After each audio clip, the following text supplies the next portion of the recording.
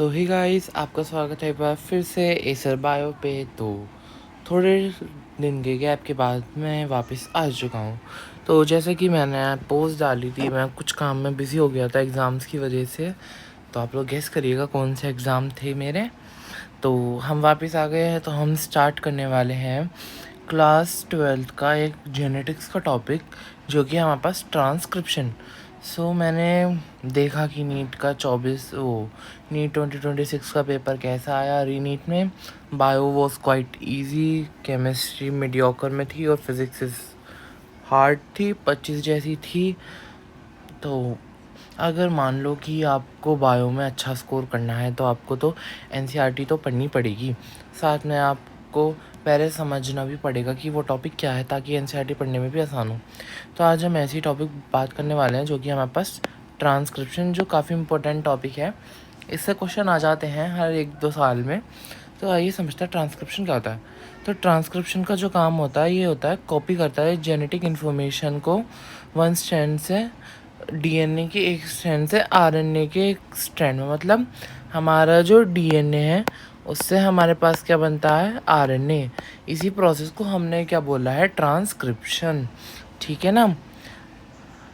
आपको पता है कि हमारे पास जो है डीएनए से जो है प्रोटीन बनता है, और हमारा जो डीएनए है वो डीएनए के अंदर जो है न्यूक्लियस कैद रहता है। अब उसे बाहर निकाल के प्रोटीन की इन्फॉर्मेशन देना बहुत हार्ड होता है। तो उसके लिए हम मदद लेते हैं आरएनए से, क्योंकि आरएनए थोड़ा सिंपल रहता है। तो सबसे पहले हम आरएनए बनाएंगे ट्रांसक्रिप्शन से। अब इसका प्रिंसिपल क्या होता है, इसका प्रिंसिपल होता है complementarity governs the process of transcription. अब कॉम्प्लीमेंटेरिटी का मतलब क्या होता है, मान लो उसकी कॉम्प्लीमेंट्री होने चाहिए। मतलब कि मान लीजिए जैसे किसी एक उसका वो बेस का पेयर ये है, तो इसके कॉम्प्लीमेंट्री होगा GAAC, इसका कॉम्प्लीमेंट CTTG। इसके कॉम्प्लीमेंट्री ना ये हो जाएंगे, इसका कॉम्प्लीमेंट्री हो जाएगा। ठीक है ना, मतलब इसके opposite. Only one segment of DNA and one strand of DNA copy to RNA. मतलब कि डीएनए का एक हिस्सा, एक सेगमेंट, और उसमें से भी सिर्फ एक स्ट्रैंड। डीएनए की आपको पता है 2 स्ट्रैंड होती हैं, तो उसमें से भी सिर्फ एक स्ट्रैंड जो है वो आरएनए बनाती है। ठीक है ना, ओनली एक बनाएगी। Why both strands are not copied during transcription. ये आपके बोर्ड्स के लिए काफ़ी इंपॉर्टेंट टॉपिक हो जाता है, क्योंकि बोर्ड्स में कभी कभी पूछ लेता है। तो सबसे पहले समझते हैं कि क्या होगा अगर जो दोनों स्ट्रैंड है वो कॉपी क्यों नहीं होती हैं। इसी रीज़न को समझते हैं। सबसे पहले मान लो अगर दोनों ही स्ट्रैंड जो है टेम्पलेट की तरह एक्ट करने लगी, तो वो बनाएंगे हमारे पास आरएनए, जो कि होगा डिफरेंट सीक्वेंस का, जो कि अफेक्ट कर सकता है हमारी प्रोटीन मशीनरी को।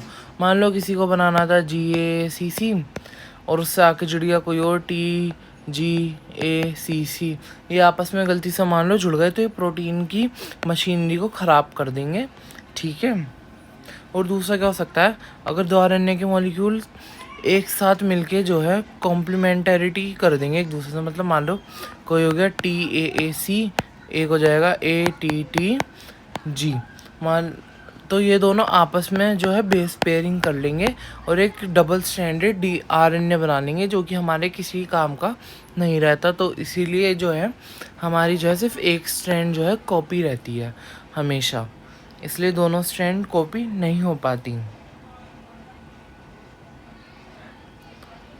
अब बात करते हैं हमारे पास ट्रांसक्रिप्शन यूनिट। ट्रांसक्रिप्शन यूनिट क्या होती है, defined by 3 region in a DNA. हमारे डीएनए में 3 रीजन होते हैं, उनकी मदद से हम इसे डिफाइन कर पाते हैं। सबसे पहले आता है हमारे पास एक प्रमोटर।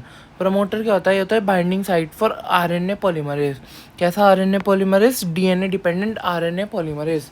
मतलब कि ये डीएनए पे डिपेंड रहने वाला है, और आरएनए मतलब आरएनए का पॉलीमराइजेशन कराएगा। दूसरा आता है हमारे पास स्ट्रक्चरल जीन। ये स्ट्रक्चरल जीन वो है जो कि कोड करता है हमारे पास प्रोटीन या फिर आरएनए के लिए। इसी से हमारे पास आरएनए बनता है और उसके बाद प्रोटीन बनता है। फिर आता है हमारे पास टर्मिनेटर। मतलब कि जो चीज़ शुरू हुई है उसे ख़त्म भी तो करना है, तो ये क्या करेगा, ये जो है हमारे पास ट्रांसक्रिप्शन को जो है रोकेगा। ठीक है।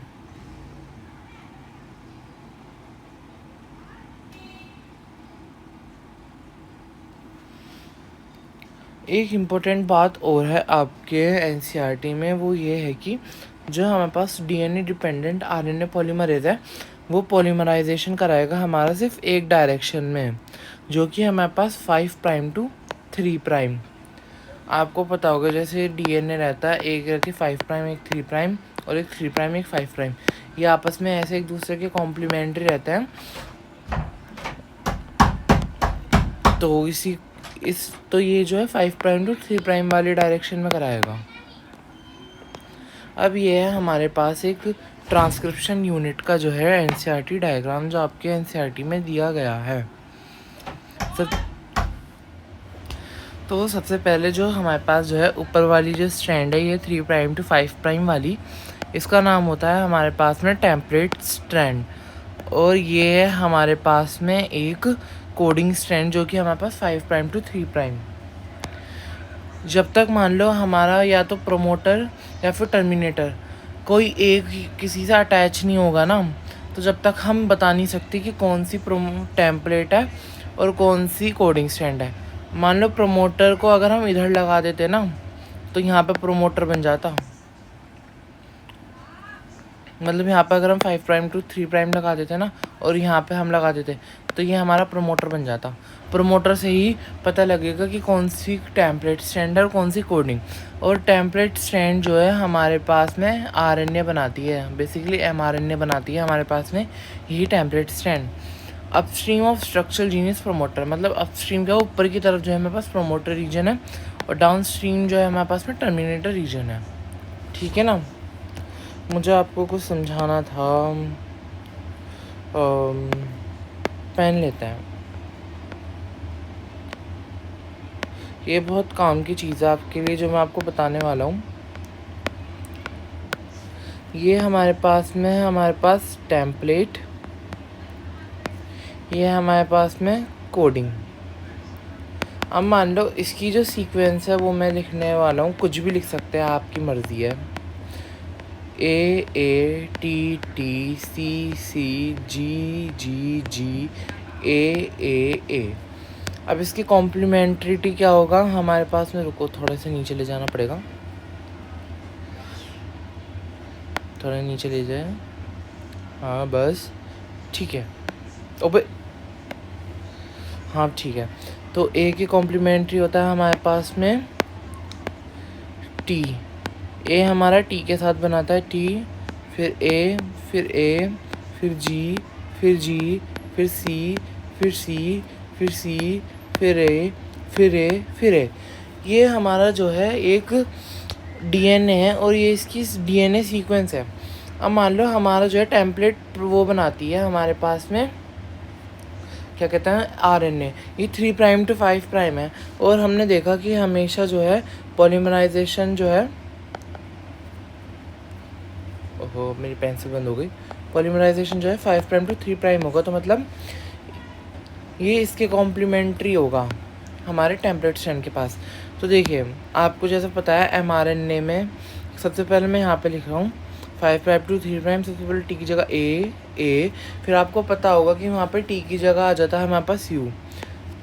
आरएनए के अंदर थाइमीन की जगह हमारे पास आ जाता है हमारे पास यूरासिल, यू, फिर आ जाएगा हमारे पास सी, फिर आ जाएगा जी, फिर आ जाएगा हमारे पास ए की जगह फिर से यू।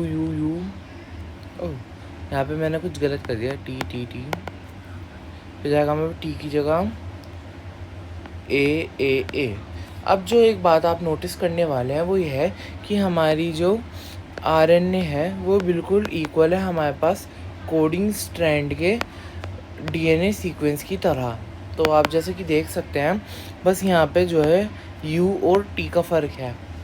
ठीक है, हमारे पास जो है आरएनए में थाइमीन नहीं होता, यूरासिल होता है, और वहीं पे डीएनए के अंदर थाइमीन होता है। बाकी का जो है आपका बेस पेयरिंग पूरी सेम है, ए, यू, सी, जी, ए। तो मान लो एग्ज़ाम में कई बार आपको जैसे क्वेश्चन दे देते हैं, ओह शिट,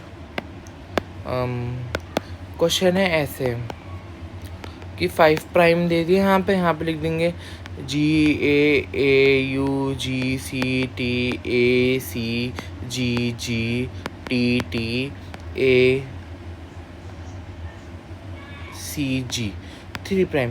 अब वो आपसे कह देंगे ये है हमारे पास में कोडिंग स्ट्रैंड। तो आपको जो है स्ट्रैंड बताना है आपको टेम्पलेट और RNA का। तो आपको सबसे पहले लिखना होगा टेम्पलेट का स्ट्रैंड। टेम्पलेट का स्ट्रैंड कैसे होगा, 3 प्राइम टू 5 प्राइम। करते हैं सीक्वेंसिंग। जी की जगह क्या, C, A की जगह क्या आ जाएगा, अभी टेम्पलेट स्ट्रैंड है मतलब DNA मतलब T आ जाएगा, CTT। फिर आ जाएगा हमारे पास, ओ शिट सॉरी, यहाँ पे मैंने गलती से U लिख दिया गाइस, सॉरी। इसे आप G कर लो, बाकी कहीं भी T नहीं है, तो गलती से मिस्टेक हो जाती है। CTT, फिर GCC, फिर G, फिर आएगा AT, फिर आएगा GCCAA, फिर आ जाएगा हमारे पास T, फिर आ जाएगा हमारे पास GC, और यहाँ पे 5 प्राइम। अब मान लो आपसे वो पूछ लेगा हमारे पास RNA की सीक्वेंस, mRNA की, वो क्या होगी फिर से 5 प्राइम टू 3 प्राइम कैसे होगी, C की जगह GAA, GG, C, A की जगह T मतलब U, क्योंकि ये RNA इस बार U आ जाएगा, फिर A, फिर हमारे पास C, फिर आएगा GG, A की जगह फिर से U, फिर आ जाएगा हमारे पास A की जगह जाएगा हमारे पास U, फिर G की जगह जाएगा फिर C, फिर G, ये 3 प्राइम। तो आप देख सकते हैं फिर से कोडिंग स्ट्रैंड जो है mRNA की सीक्वेंस की तरह है। तो कोई यहाँ पे कुछ गड़बड़ हुई क्या, T की जगह आ जाएगा हमारे पास में AAT, और A की जगह फिर आ जाएगा हमारे पास में U, T की जगह आ जाएगा हमारे पास में A यहाँ पे। तो अब ये ठीक है। तो ऐसे क्वेश्चन आ जाते हैं। अगर आप लोगों को समझ आया हो तो वेरी गुड, अगर नहीं समझ आया तो आप लोग प्लीज़ कमेंट करिएगा, मैं आपको पर्सनली समझा दूँगा कमेंट्स में। तो चलते हैं थोड़ा सा और समझते हैं। हाँ, तो जो हमारे पास जो है जो सेगमेंट ऑफ DNA जो कि कोड करेगा पॉलीपेप्टाइड चेंज के लिए, उसे हम कहते हैं सिस्ट्रॉन। तो ये मतलब हमारे पास सिस्ट्रॉन है। और जो यूकैरियोट्स होते हैं, स्ट्रक्चरल जीन जो है वो सिंगल पॉलीपेप्टाइड के लिए वो करता है कोडिंग, तो उसके लिए हम नाम दिया मोनोसिस्ट्रॉनिक। मोनो मतलब एक, सिस्ट्रॉन। और ऐसे ही जो हमारे पास यूकैरियोट्स होते हैं उसमें क्या रहता है, एक स्ट्रक्चरल जीन जो है मैनी पॉलीपेप्टाइड चेन्स के लिए वो करता है कोडिंग, तो उसको हमने नाम दिया पॉलीसिस्टोनिक जीन। ठीक है। और जो स्ट्रक्चरल जीन है यूकैरियोट्स में split into express sequence called exon और इंट्रॉन्स। अब हमारा जो यूकैरियोट्स में जो वो होता है ना, क्या कहते हैं, सिस्ट्रॉन, स्ट्रक्चरल जीन जिसे कहते हैं, उसमें ना 2 तरीके के रीजन होते हैं, एक होते हैं इंट्रॉन, एक होते हैं exon. mRNA contain only exons. Exons वो होते हैं जो कि एक्सप्रेस हो सकते हैं mRNA के लिए, और वहीं इंट्रॉन्स जो होते हैं वो एक्सप्रेस नहीं हो पाते, नॉन एक्सप्रेस होते हैं, मतलब वो किसी काम के नहीं रहते, तो उन्हें हमें क्या करना पड़ता है, रिमूव करना पड़ता है। Promoter and terminator regulatory gene, ये प्रमोटर प्रमोटर टर्मिनेटर की वजह से ही हमारा जो जीन रेगुलेट होता है। In eukaryotes mRNA is form by hnRNA। hnRNA का फुल फॉर्म होता है हेट्रोन्यूक्लियर RNA। ये हमारे पास बनता है, पहले RNA बनता है, फिर RNA में से जो है इंट्रॉन्स निकल जाते हैं, फिर ये mRNA बनता है। ठीक है ना। आज के लिए इतना ही। अगले हम टॉपिक में पढ़ने वाले हैं ट्रांसक्रिप्शन इन प्रोकैरियोट्स, और अगर आप चाहे तो मैं यूकैरियोट्स भी उसी में कवर कर लूँगा। तो आज के लिए इतना ही, मिलता है आपसे जल्दी नेक्स्ट वीडियो में। तब तक के लिए do like share subscribe my YouTube channel है सर बायो, और कमेंट्स करना ना भूलिएगा, ताकि आप लोगों को, ताकि हम आपस में कनेक्ट हो पाएँ और पता चल सके आपको कहाँ प्रॉब्लम और कहाँ नहीं। मिलता है आपसे जल्दी नेक्स्ट वीडियो में। बाय।